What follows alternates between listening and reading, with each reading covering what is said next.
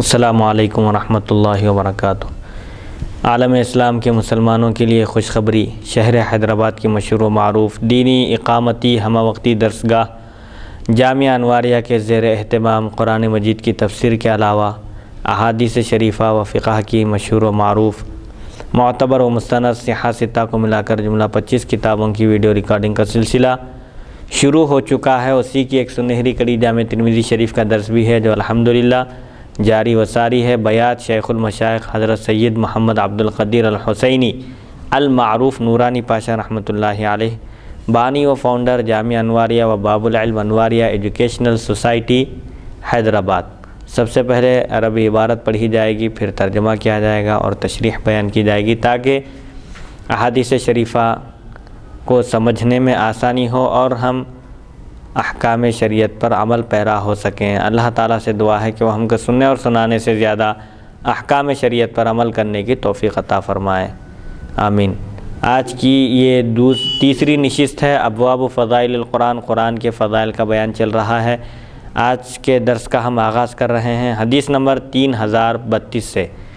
بسم اللہ الرحمن الرحیم۔ حدثنا محمد بن بشار حدثنا محمد بن جعفر حدثنا شعبۃ عن عاصم بن بہدلۃ عن ابی صالح عن ابی ہریرہ نحوہ ولم يرفعه وهذا اصح عندنا من حدیث عبد الصمد عن شعبۃ۔ محمد بن بشار نے بواسطہ محمد بن جعفر، شعبہ، عاصم بن بہدلہ اور ابو صالح حضرت ابو ہریرہ رضی اللہ عنہ سے اس کے ہم معنی موقوف حدیث روایت کی ہے۔ ہمارے نزدیک بواسطہ عبد الصمد شعبہ کی روایت سے یہ زیادہ صحیح ہے۔ اوپر جو حدیث شریف گزری تھی کہ قرآن مجید قرآن کی تلاوت کرنے والے کی سفارش کرے گا، اللہ تعالیٰ کی بارگاہ میں درخواست کرے گا اور اس کو حلہ لباس پہنانے کا، جوڑا پہنانے کی درخواست کرے گا تو اللہ تعالیٰ اس کو جوڑا پہنائے گا، اور مزید اس کو سرفراز کرنے کی درخواست کرے گا تو اللہ تعالیٰ اس کے سر پر عزت کا، کرامت کا تاج رکھے گا، اور پھر اللہ تعالیٰ سے قرآن عرض کرے گا کہ مولا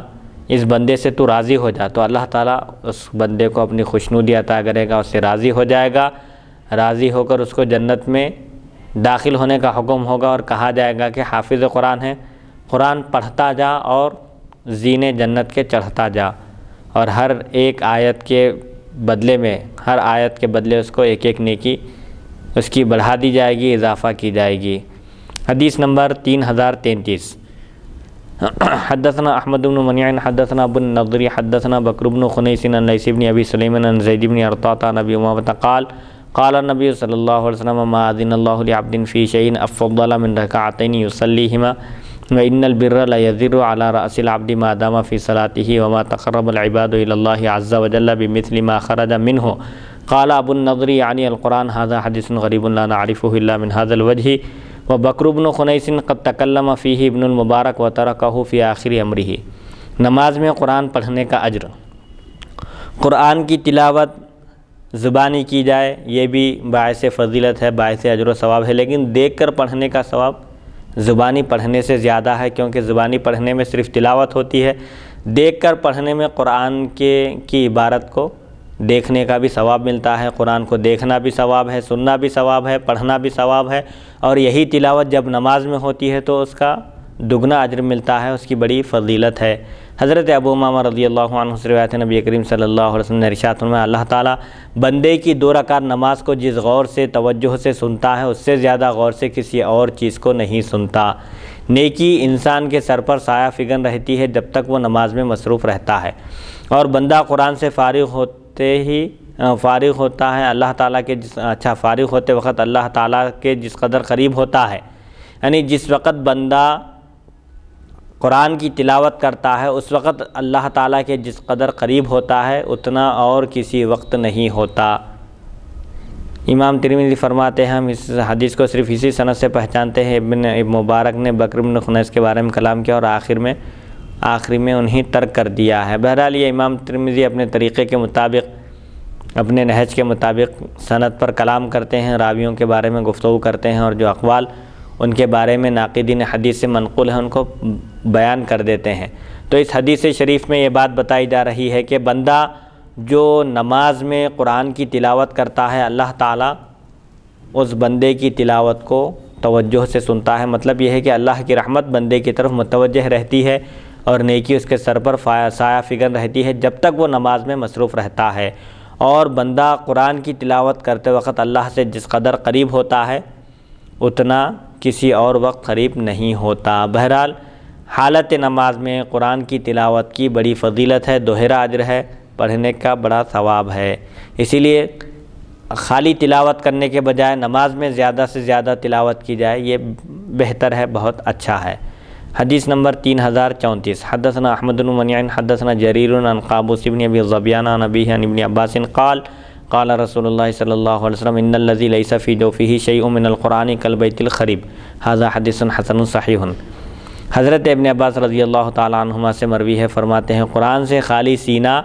ویران گھر کی طرح ہے۔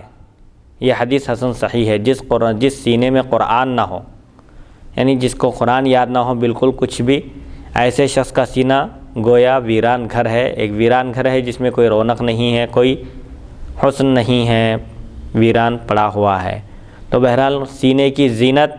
سینے کی آرائش قرآن کے حروف سے ہے، قرآن کی تلاوت سے ہے۔ قرآن یاد بھی کرنا چاہیے، کم سے کم بقدر ضرورت نماز ادا کرنے کے لیے جتنا قرآن یاد ہونے کی ضرورت ہے اتنا تو یاد کرنا چاہیے۔ حدیث نمبر 3035 حدثنا محمد بن غیلان حدثنا ابو داود الحفری و ابو نعیم عن سفیان عن عاصم بن ابی النجود عن زرین عن عبداللہ بن عمرو عن النبی صلی اللہ علیہ وسلم قال یقال یعنی لصاحب القرآن اقرأ ورقا ورتل کما کنت ترتل فی الدنیا وان منزلتک عند آخر آیت تقرأ بها۔ هذا حدیث حسن صحیح۔ حدثنا محمد بن بشار حدثنا عبد الرحمن بن مہدی عن سفیان عن عاصم بهذا الاسناد نحوه۔ حضرت عبداللہ بن عمر رضی اللہ عنہ سے روایت نبی کریم صلی اللہ علیہ وسلم نے ارشاد فرمایا قیامت کے دن قرآن پڑھنے والے سے کہا جائے گا پڑھتا جا اور ترقی کے منازل طے کرتا جا، اور اس طرح ٹھہر کر پڑھ جس طرح دنیا میں ٹھہر ٹھہر کر پڑھتا تھا، آخری آیت کے پاس تیری منزل ہے۔ یہ حدیث حسن صحیح ہے۔ جو دنیا میں قرآن کی تلاوت کرتا ہے کما حقہ اس کا حق ادا کرتا ہے، اس کے حلال کو حلال سمجھتا ہے اور حرام کو حرام سمجھتا ہے، اور اس کے احکام پر عمل کرتا ہے، تو ایسے بندے سے قیامت کے دن کہا جائے گا کہ پڑھتا جا اور چڑھتا جا، جنت کی ایک ایک سیڑھی پر چڑھتا چلا جا، اور دنیا میں جس طرح ٹھہر ٹھہر کر اطمینان کے ساتھ، تجوید کے ساتھ، حروف کی صحیح ادائیگی کے ساتھ قرآن کی تلاوت کرتا تھا، اسی طرح یہاں پر بھی تلاوت کر، اور جہاں آخری آیت کی تو تلاوت کرے گا وہی تیری منزل ہے۔ قرآن کی آخری آیت کی جہاں تلاوت ختم ہوگی وہ اس کا ٹھکانہ ہوگا۔ حدیث نمبر 3036 حدثنا عبد الوهاب البغدادی حدثنا عبد المجید بن عبد العزیز عن ابن جریج عن المطلب بن عبد الله بن حنطب عن انس بن مالک قال قال رسول اللہ صلی اللہ علیہ وسلم عرضت علی اجور امتی حتی القضاة یخرجها الرجل من المسجد وعرضت علی ذنوب امتی فلم ارى ذنبا اعظم من سورة من القرآن او آیت اوتیها رجل ثم نسیها۔ هذا حدیث غریب لا نعرفه الا من هذا الوجه وذاکرت به محمد بن اسماعیل فلم يعرفه واستغربه قال محمد ولا اعرف للمطلب بن عبد الله بن حنطب سماع من احد من اصحاب النبي صلى الله عليه وسلم الا قوله حدثني من شهد خطبة النبي صلى الله عليه وسلم وسمعت عبد الله بن عبد الرحمن يقول لا نعرف للمطلب سماع من احد من اصحاب النبي صلى الله عليه وسلم قال عبد الله وانكر علي بن المديني ان يكون المطلب سمع من انس۔ قرآن یاد کرنے کے بعد بھول جانا یہ بہت بڑا گناہ ہے، اسی کا اس حدیث شریف میں بیان ہے۔ قرآن پاک میں بھی اللہ تعالیٰ فرماتا ہے کہ جو دنیا میں قرآن یاد کر کے بھول جاتا ہے ہم اس کو قیامت کے دن اندھا اٹھائیں گے۔ اسی لیے قرآن یاد کرنے کے بعد قرآن کی تلاوت کو جاری رکھنا چاہیے اور حافظے کو برقرار رکھنا چاہیے۔ حفظ کرنے کے بعد ذمہ داری زائد عائد ہو جاتی ہے کہ کوئی بھی حافظ قرآن جو قرآن کو یاد کر لے اس کو نہیں بھولنا چاہیے۔ حضرت انس بن مالک رضی اللہ عنہ سے روایت رسول اکرم صلی اللہ علیہ وسلم نے ارشاد فرمایا مجھ پر میری امت کے ثواب پیش کیے گئے، حتیٰ کہ وہ کوڑا کرکٹ، وہ کچرا جسے کوئی آدمی مسجد سے نکال کر باہر پھینکتا ہے، اور امت کے گناہ بھی میرے سامنے پیش کیے گئے، تو میں نے اس سے بڑا کوئی گناہ نہیں دیکھا کہ کسی شخص کو قرآن کی کوئی آیت یا سورت دی گئی اور پھر وہ اسے بھول گیا۔ یہ حدیث غریب ہے، ہم اسے صرف اسی سند سے پہچانتے ہیں۔ میں نے امام بخاری سے اس کے بارے میں گفتگو کی تو انہوں نے اس سے نہ پہچانا اور غریب قرار دیا۔ امام بخاری فرماتے ہیں میرے علم کے مطابق مطلب بن عبداللہ بن حنطب کو کسی صحابی سے روایت سننے کا، حدیث شریف سننے کا شرف حاصل نہیں ہے۔ البتہ وہ حدیث جو انہوں نے بیان کرتے ہوئے کہا کہ مجھ سے اس شخص نے بیان کیا جو نبی کریم صلی اللہ علیہ وسلم کے خطبے میں موجود تھا۔ علی بن مدینی نے بھی اس بات سے انکار کیا ہے کہ مطلب کو حضرت انس سے سماع حاصل ہے۔ مطلب یہ ہے کہ یہ تابعی نہیں ہے، نہیں کسی صحابی سے نہ ملاقات کا شرف حاصل ہے اور نہ ہی ان سے سننے کا شرف حاصل ہے۔ بہرحال اس حدیث شریف میں دو باتیں بیان کی جا رہی ہے کہ حضور اکرم صلی اللہ علیہ وسلم کی خدمت میں امت کے اجر و ثواب پیش کیے جاتے ہیں۔ اس سے بھی حیات النبی کا عقیدہ ثابت ہوتا ہے کہ حضور اکرم صلی اللہ علیہ وسلم کے وصال باکمال کے بعد بھی، اس دنیا سے رخصت ہونے کے بعد بھی آپ کی خدمت اقدس میں امتیوں کے اجر و ثواب پیش کیے جاتے ہیں۔ حتیٰ کہ اگر کوئی امتی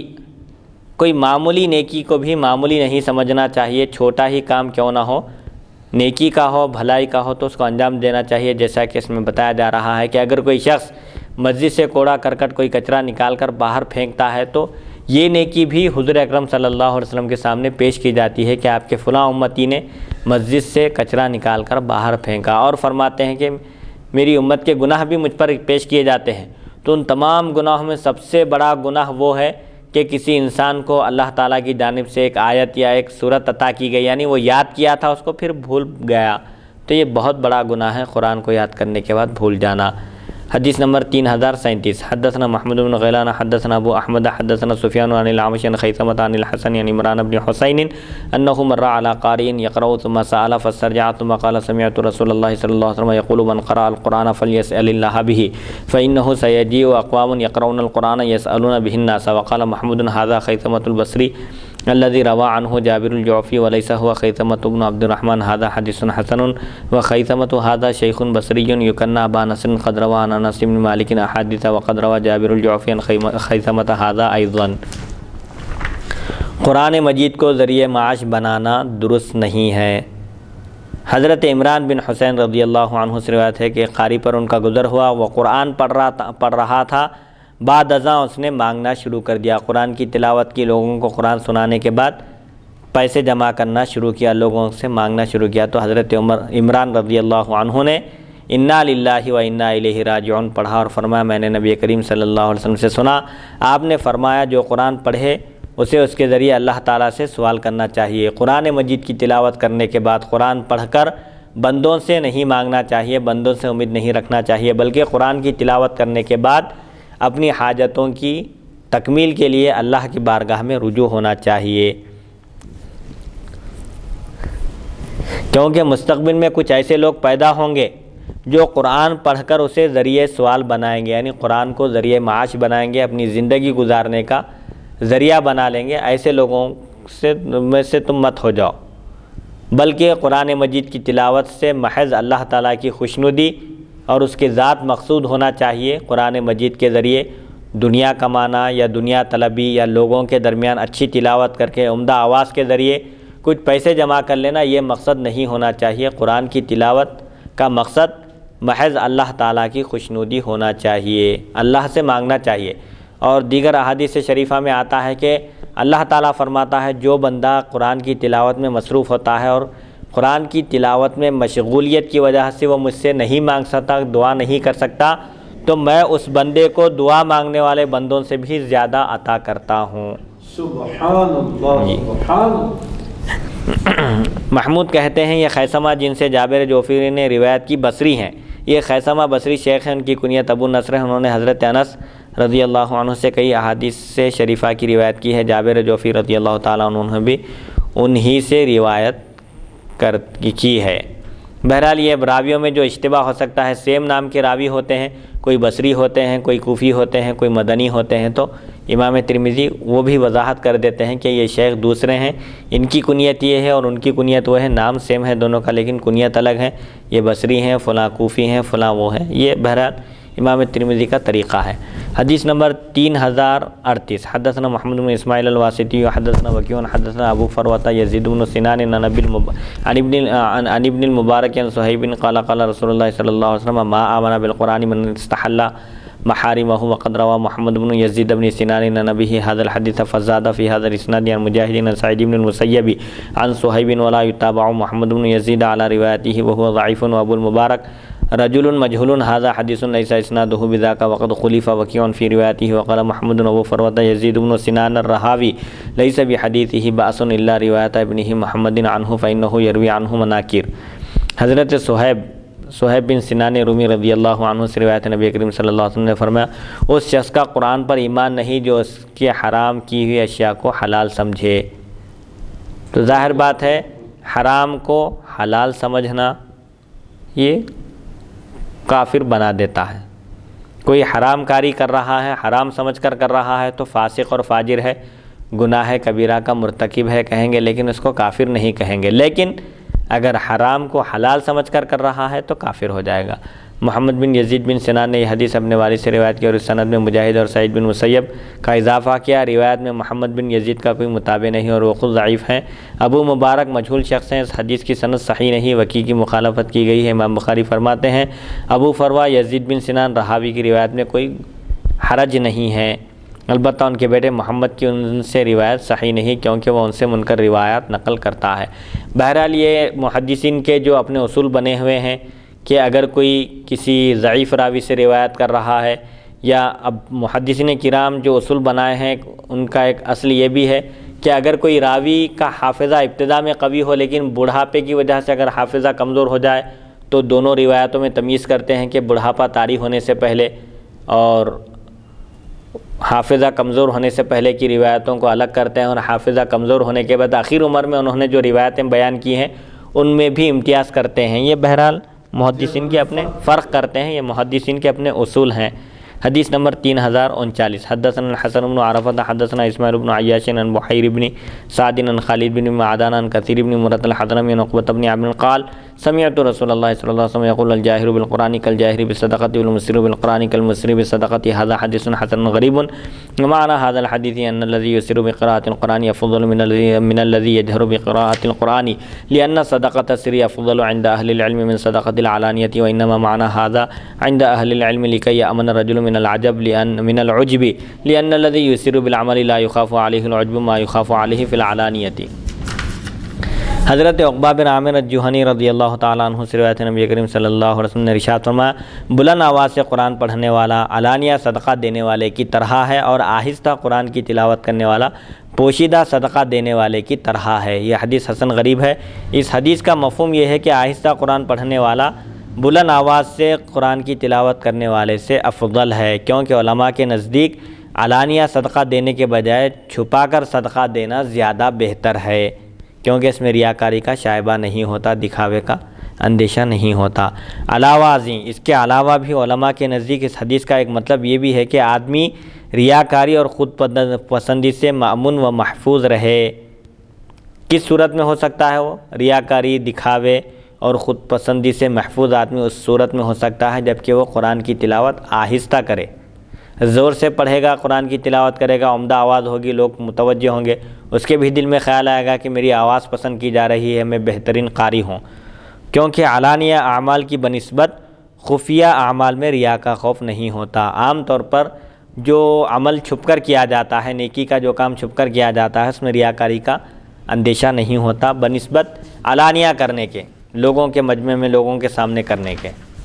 حدیث نمبر 3040 حدثنا صالح بن عبد اللہ حدثنا حماد بن زید عن ابی لبابۃ قال قالت عائشۃ کان نبی صلی اللہ علیہ وسلم لا ینام حتى يقرأ بنی اسرائیل والزمر هذا حدیث حسن غریب وابو لبابۃ هذا شیخ بصری قد روى عنه حماد بن زید غیر حدیث ويقال اسمه مروان حدثنا بذلك محمد بن اسماعیل فی کتاب التاریخ۔ سونے سے پہلے قرآن کی تلاوت کا بیان۔ حضرت عائشہ صدیقہ رضی اللہ عنہا سے روایت ہے نبی کریم صلی اللہ علیہ وسلم جب تک سورہ بنی اسرائیل اور سورہ زمر نہ پڑھ لیتے آرام نہیں فرماتے۔ تقریباً سورہ بنی اسرائیل بھی مکمل آدھا پارے کا ہے، سورہ زمر بھی پورے آدھے پارے کا ہے۔ ایک پارے کی جب تک آپ تلاوت نہ فرما لیتے اس وقت تک آرام نہیں فرماتے تھے۔ تو اس میں اس بات کی طرف اشارہ ہے کہ مومن کی صبح بھی اللہ کے ذکر سے ہونا چاہیے اور اس کے دن کا اختتام بھی اللہ کے ذکر پر ہونا چاہیے۔ آنکھ کھلے تو اللہ کا ذکر کرے، اور آنکھ جب بند کرنا ہو تو اس وقت بھی خیر الذکر قرآن کی تلاوت پر، ذکر و اذکار پر اس کو آرام کرنا چاہیے۔ یہ حدیث حسن غریب ہے۔ یہ ابو لبابہ بصری شیخ ہیں، حماد بن زید نے ان سے اس کے علاوہ بھی روایات بیان کی ہیں۔ کہا جاتا ہے کہ ان کا نام مروان ہے۔ ہمیں اس کی خبر امام بخاری نے کتاب التاریخ میں دی ہے۔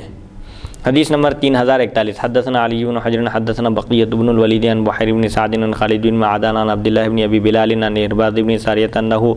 حدثه ان النبي صلی اللہ علیہ وسلم كان يقرأ المسبحات قبل ان يرقد يقول ان فيهن آیة خیر من الف آیۃ هذا حدیث حسن غریب۔ حضرت ارباض بن ساریہ رضی اللہ عنہ سے روایت ہے نبی کریم صلی اللہ علیہ وسلم آرام فرمانے سے پہلے مسبحات یعنی وہ صورتیں جن کے شروع میں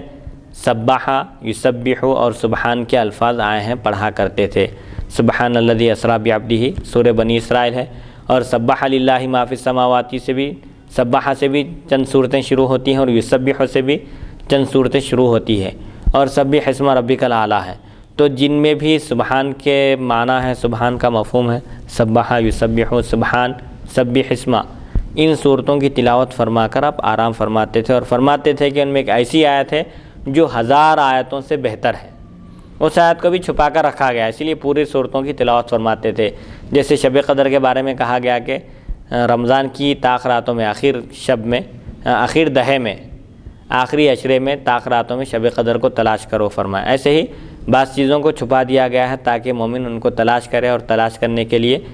عبادت میں مشغول ہو جائے۔ حدیث نمبر 3042 حدثنا محمود بن غیلان حدثنا ابو احمد الزبیری حدثنا خالد بن تہمان ابو العلاء الحقاف حدثنا نافع بن ابی نافع عن ماقل بن یسار عن النبی صلی اللہ علیہ وسلم قال من قال حين يصبح 3 مرات اعوذ بالله السميع العليم من الشيطان الرجيم وقرأ 3 آيات من آخر سورة الحشر وکل اللہ به 70,000 ملک یصلون علیہ حتی یمسی وان مات فی ذلک اليوم مات شہیدا ومن قالها حين یمسی کان بتلک المنزلۃ هذا حدیث حسن غریب لا نعرفه الا من هذا الوجہ۔ صبح کا وظیفہ حضرت ماقل بن یسار رضی اللہ تعالیٰ عنہ سے مروی ہے نبی کریم صلی اللہ علیہ وسلم نے ارشاد فرمایا جو شخص صبح کے وقت اعوذ باللہ السمیع العلیم من الشیطان الرجیم اور سورہ حشر کی آخر 3 آیتیں هو اللہ الذی لا الہ الا هو عالم الغیب والشہادۃ هو الرحمن الرحیم سے ختم سورہ تک وهو العزیز الحکیم تک پڑھے کب؟ صبح کے وقت، تو اللہ تعالیٰ اس کے لیے 70,000 فرشتے مقرر کر دیتا ہے جو شام تک اس کے لیے رحمت کی دعا کرتے ہیں، مغفرت کی دعا کرتے ہیں۔ اور اگر اسی دن انتقال ہو جائے، صبح اعوذ باللہ السمیع العلیم من الشیطان الرجیم اور سورہ حشر کی آخر کی 3 آیتیں پڑھا تھا اور شام ہونے سے پہلے بہرحال اس کا انتقال ہو جائے اسی دن، تو شہید کی موت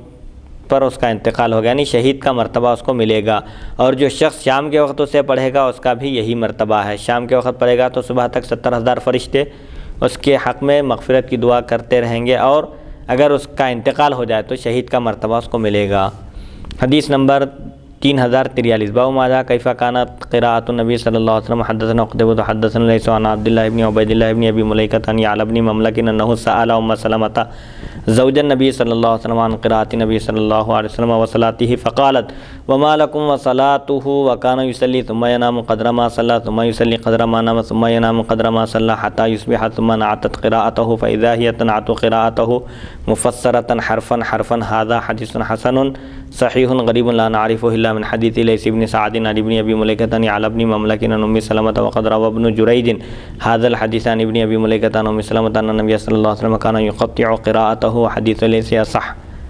نبی کریم صلی اللہ علیہ وسلم کی قراءت کا بیان کیا، کس طرح پڑھا کرتے تھے نماز میں۔ حضرت یعلی بن مملک نے حضرت ام سلمہ رضی اللہ عنہ سے نبی کریم صلی اللہ علیہ وسلم کی قراءت اور نماز کے بارے میں پوچھا تو ام المؤمنین رضی اللہ عنہا نے فرمایا تمہارا حضور کی نماز سے کیا مقابلہ،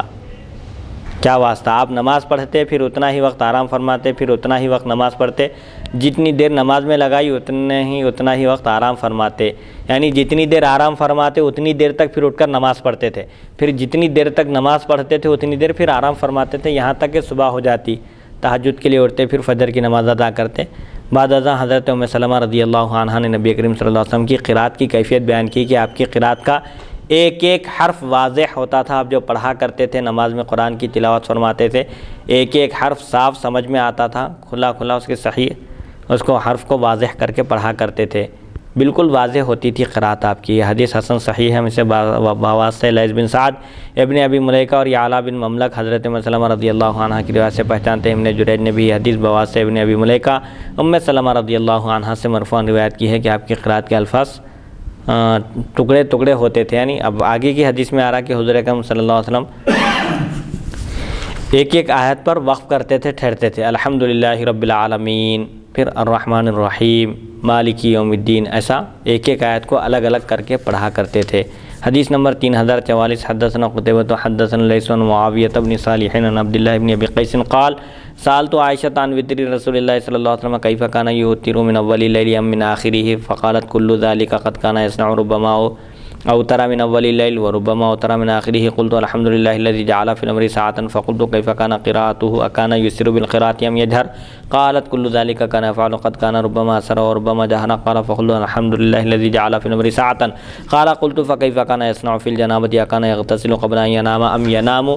قبل ان یغتسل قالت کل ذلک قد کان یفعل ربما اغتسل فنام وربما توضأ فنام قلت الحمد للہ الذی جعل فی الامر ساعۃ هذا حدیث حسن غریب من هذا الوجہ۔ حضرت عبداللہ بن ابی قیس رضی اللہ عنہ فرماتے ہیں میں نے حضرت عائشہ صدیقہ رضی اللہ عنہا سے نبی کریم صلی اللہ علیہ وسلم کی وطر کی نماز کے بارے میں پوچھا کہ آیا آپ صلی اللہ علیہ وسلم اول رات میں وطر پڑھتے یا آخر رات میں؟ عشاء کی نماز کے ساتھ ہی وطر پڑھ لیا کرتے تھے یا پھر تہجد کے وقت اٹھ کر پڑھا کرتے تھے؟ تو ام المؤمنین رضی اللہ عنہا نے فرمایا دونوں صورتیں تھیں، کبھی آپ صلی اللہ علیہ وسلم ابتدائی رات میں وطر پڑھ لیا کرتے تھے اور کبھی انتہائی رات میں وطر پڑھتے تھے۔ میں نے کہا اللہ کا شکر ہے جس نے اس معاملے میں گنجائش رکھی، اگر حضور اکرم صلی اللہ علیہ وسلم کسی ایک عمل کا التزام کرتے تو وہ ہم پر واجب ہو جاتا تھا، اگر عشاء کی نماز کے ساتھ ہی پڑھتے تو عشاء کی نماز کے ساتھ ہی پڑھنا واجب ہو جاتا، اگر تہجد ہی میں پڑھا کرتے تو پھر تہجد میں ہی وطر اٹھ کر پڑھنا واجب اور لازم ہو جاتا تھا۔ اللہ تعالیٰ نے معاملے میں گنجائش رکھی ہے، کوئی عشاء کی نماز کے ساتھ پڑھ لے بہتر ہے، نہیں کوئی تہجد میں اٹھنے کا یقین ہے اس کو تو مؤخر کر سکتا ہے، وطر کی نماز کو تہجد کی نماز کے وقت پڑھ سکتا ہے اٹھ کر، اگر اٹھنے کا یقین ہو۔ اگر غفلت ہو جائے گی، نیند لگ جائے گی اور چھوٹ جا سکتی ہے تو پھر ایسی صورت میں ایسے لوگوں کے لیے حکم یہ ہے کہ وہ عشاء کی نماز کے ساتھ ہی سنت پڑھے پھر وطر پڑھ لے۔ جن کو اٹھنے کا یقین ہو وہ تہجد کی نماز ادا کر کے اس کے بعد وطر پڑھے۔ میں نے عرض کیا حضور اکرم صلی اللہ علیہ وسلم کی قرات کی کیفیت کیا تھی، کیسی تھی؟ کہ آپ آہستہ پڑھتے تھے یا بلند آواز سے؟ رات میں جو عبادت کیا کرتے تھے، شب بیداری تھی آپ کی، اس میں آپ بلند آواز سے تلاوت کرتے تھے یا آہستہ سے؟ تو ام المؤمنین رضی اللہ عنہا نے فرمایا دونوں صورتیں تھیں، کبھی آہستہ پڑھتے اور کبھی بلند آواز سے۔ میں نے کہا اللہ کا شکر ہے جس نے اس معاملے میں گنجائش رکھی ہے، اگر زور سے پڑھتے تو ہمیشہ زور سے پڑھنا ہی سب کے لیے لازم ہو جاتا، اگر آہستہ پڑھتے تو ہمیشہ آہستہ پڑھنا ہی لازم ہو جاتا تھا، دونوں صورتیں جائز ہیں۔ راوی فرماتے ہیں پھر میں نے پوچھا جنابت کے موقع پر آپ صلی اللہ علیہ وسلم کا طریقہ کار کیا تھا جب غسل واجب ہو جاتا تھا؟ تو کیا آپ سونے سے پہلے غسل فرماتے یا آرام فرمانے کے بعد غسل فرماتے؟ آرام فرما کر اٹھ کر پھر غسل فرماتے تھے؟ تو حضرت عائشہ صدیقہ رضی اللہ عنہا نے فرمایا آپ کا عمل دونوں طرح سے تھا، کبھی بسا اوقات غسل فرما کر سو جاتے اور کبھی صرف وضو کر کے آرام فرما ہوتے پھر بعد میں اٹھ کر غسل فرماتے تھے۔ میں نے کہا اللہ کا شکر ہے جس نے اس معاملے میں بھی گنجائش رکھی ہے کہ اگر کسی پر غسل واجب ہو جائے تو وہ صرف وضو کر کے بھی سو جا سکتا ہے، غسل کرنا چاہے تو غسل بھی کر سکتا ہے، واجب نہیں ہے۔ اگر حضور کسی ایک طرز عمل کو اختیار کرتے تو وہ واجب ہو جاتا تھا۔ تو پھر اب یہاں پر وضو کرنا تو واجب ہے؟ وضو کرنا بھی واجب نہیں ہے، حضور کا طریقہ بتایا جا رہا ہے کہ حضور اکرم صلی اللہ علیہ وسلم کبھی غسل فرما کر آرام فرماتے تھے اور کبھی صرف وضو کر لیتے تھے۔ وضو سے وضو لغوی بھی مراد ہو سکتا ہے، ہاتھ پیر دھونا کلی کرنا بھی مراد ہو سکتا ہے۔ وضو بھی کر لیے تو بہتر ہے، ثواب تو ملے گا ہی۔ حدیث نمبر 3045 حدثنا محمد بن اسماعیل حدثنا محمد بن کثیر اخبرنا اسرائیل اخبرنا عثمان بن المغیرہ عن سالم بن ابی الجعد عن جابر بن عبد اللہ قال كان النبي صلی اللہ علیہ وسلم قد يعرض نفسه بالموقف فقال الا رجل يحملني الى قومه فإن قريشا منعوني ان ابلغ کلام ربی هذا حدیث حسن صحیح غریب۔ حضرت جابر بن عبداللہ رضی اللہ عنہ سے روایت ہے نبی کریم صلی اللہ علیہ وسلم کبھی کبھی موقف میں اپنے آپ کو پیش کر کے فرماتے، عرفہ وغیرہ میں پیش کر کے فرماتے کیا کوئی ایسا شخص نہیں جو مجھے سوار کر کے اپنی قوم کے پاس لے چلے، کیونکہ قریش نے مجھے اپنے رب کا کلام پہنچانے سے روک دیا ہے۔ یعنی حضور اکرم صلی اللہ علیہ وسلم کو جب تبلیغ کے سلسلے میں جب دین کی دعوت دی گئی، حضور اکرم صلی اللہ علیہ وسلم کو ڈرایا گیا، تکلیف پہنچائی گئی، دھمکی دی گئی، حتیٰ کہ آپ کو شہید کرنے کی بھی دھمکیاں دی گئی۔ کئی مرتبہ کفار قریش ابو طالب کے پاس آ کر کہے کہ آپ اپنے بھتیجے کو آگاہ کر دیجئے، ان کو باز رکھیے، روک دیجئے، نئے دین کی تبلیغ کرنے سے وہ ہمارے معبودان باطل کو برا بھلا کہہ رہے ہیں اور ہمارے عقل مندوں کو وہ بیوقوف ٹھہرا رہے ہیں۔ تو حضور اکرم صلی اللہ علیہ وسلم کے پاس کئی مرتبہ لوگ آ کر یہ بھی پیشکش کی، ابو طالب کے سامنے رکھے کہ اگر آپ کے بھتیجے بادشاہ چاہتے ہیں تو ہم تیار ہیں ان کو اپنا بادشاہ بنانے کے لیے، اگر مال و دولت چاہتے ہیں تو پوری دنیا کی دولت ہم ان کے قدموں میں ڈال دیں گے، اور اگر وہ حسین و جمیل عورتوں سے شادی کرنا چاہتے ہیں تو ہم ایک سے ایک بہترین حسین و جمیل عورتیں بھی ان کی خدمت میں پیش کرنے کے لیے تیار ہیں۔ ایسے مختلف تجاویز وہ لوگ رکھے سامنے، تو حضور اکرم صلی اللہ علیہ وسلم یہ سب سننے کے بعد فرمایا کہ میں صرف اللہ کے دین کی دعوت اور اس فریضے کو انجام دینے کے لیے بھیجا گیا ہوں، اگر میرے ایک ہاتھ میں سورج اور دوسرے ہاتھ میں چاند رکھ دیا جائے اور پھر مجھ کو دعوت دین سے روکنے کی کوشش کی جائے تو میں اس راہ میں شہید ہو جاؤں گا، لیکن اس دعوت کو پہنچانے سے، دین کی تبلیغ کا کام انجام دینے سے باز نہیں آؤں گا فرماتے ہیں۔ سبحان اللہ سبحان اللہ۔ تو یہ بھی اسی پس منظر میں ہے کہ بھئی یہاں یہ لوگ مجھے روک رہے ہیں، تو کوئی ایک شخص اگر اپنی قوم کے پاس لے جائے، مختلف مقامات کا سفر بھی کر کے حضور اکرم صلی اللہ علیہ وسلم نے، جیسا کہ آپ طائف تشریف لے گئے وہاں پر دعوت دینے کے لیے، تو ان بدبختوں نے جو آپ کے ساتھ سلوک کیا وہ بھی تاریخ کی کتابوں کا ایک مشہور واقعہ ہے، کسی اور موقع پر عرض کیا جائے گا۔ تو بہرحال قرآن مجید کے فضائل کا بیان یہ چل رہا ہے، اسی ضمن میں بیان کیا جا رہا ہے۔ یہ حدیث نمبر 3046، حدثنا محمد بن اسماعیل حدثنا شہاب بن عباد العبدی حدثنا محمد بن الحسن بن ابی یزید الحمدانی عن عمرو بن قیس عن عطیہ عن ابی سعید قال قال رسول اللہ صلی اللہ علیہ وسلم یقول رب تبارک و تعالی من شغلہ القرآن عن ذکری و مسألتی اعطیتہ افضل ما اعطی السائلین وفضل کلام اللہ علی سائر الکلام کفضل اللہ علی خلقہ، ھذا حدیث حسن غریب۔ فضیلت قرآن کا بیان۔ حضرت ابو سعید خدری رضی اللہ عنہ سے روایت نبی کریم صلی اللہ علیہ وسلم نے ارشاد فرمایا، اللہ تعالیٰ فرماتا ہے جس شخص کو قرآن پاک میرے ذکر اور دعا سے روک رکھے اسے میں مانگنے والوں سے بھی زیادہ عطا کرتا ہوں۔ ایک شخص ہے قرآن کی تلاوت میں مشغول ہے، کوئی ذکر بھی نہیں کر سکتا اور دعا کے لیے بھی اس کے پاس وقت نہیں ہے، موقع نہیں ہے، بس تلاوت کلام پاک میں مصروف ہے، تو اللہ تعالیٰ اس کو ان لوگوں سے زیادہ عطا کرتا ہے جو اللہ کی بارگاہ میں ہاتھ اٹھا کر دعا کر رہے ہیں اور مانگ رہے ہیں، تو مانگنے والوں سے بھی زیادہ اللہ تعالیٰ اس بندے کو عطا فرماتا ہے۔ اور اللہ کا کلام دوسرے کلاموں سے اس طرح افضل ہے جیسے اللہ تعالیٰ کو مخلوق پر فضیلت حاصل ہے۔ کلام اللہ قرآن مجید کو دیگر کلاموں پر، دیگر کتابوں پر، پورے کتاب آسمانی کتابوں میں سب سے مقدس، سب سے معظم، سب سے افضل کتاب قرآن مجید ہے، اس کو دوسری کتابوں پر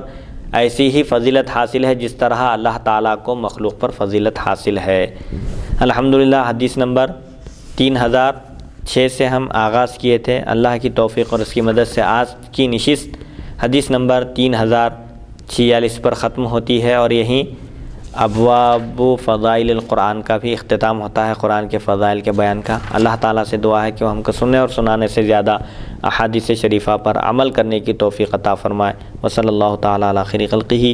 سیدنا محمد و آلہ و صحبہ اجمعین والحمد للہ رب العالمین۔